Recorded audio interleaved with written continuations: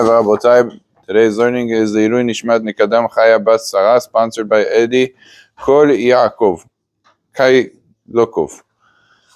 Hayom 10 yamim laomer shem shavua echad u'shlosha yamim. Mincha is going to be 7:30. Please be on time.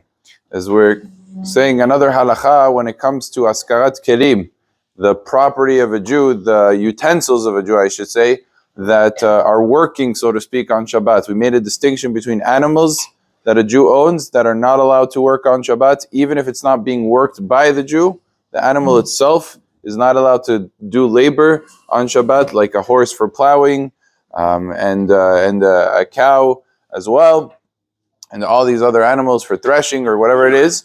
They're not allowed to do work, but the utensils of a person is able to work on Shabbat. So what's a good example of this? A person who owns vending machines. Let's say he has vending machines all across America. And they're not in religious areas, Jewish areas. They're in areas where almost everybody is goyim.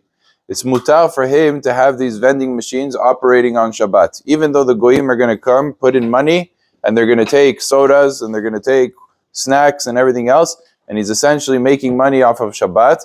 But based on what we learned yesterday, based on the Matei Yehuda, that the kelim of a person doesn't have an issue of schar Shabbat, as long as there's no identifying mark that this vending machine belongs to a Jew.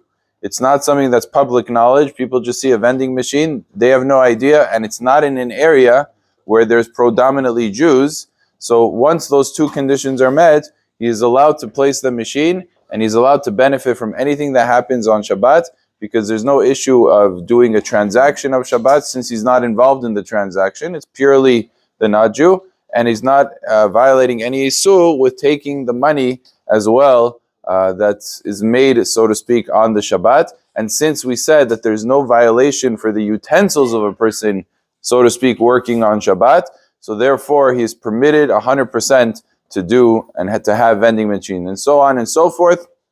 Any type of equipment that the person can place and people can use it in such a fashion, it would have the same exact halacha. Baruch Adonai le'olam, amen ve'amen.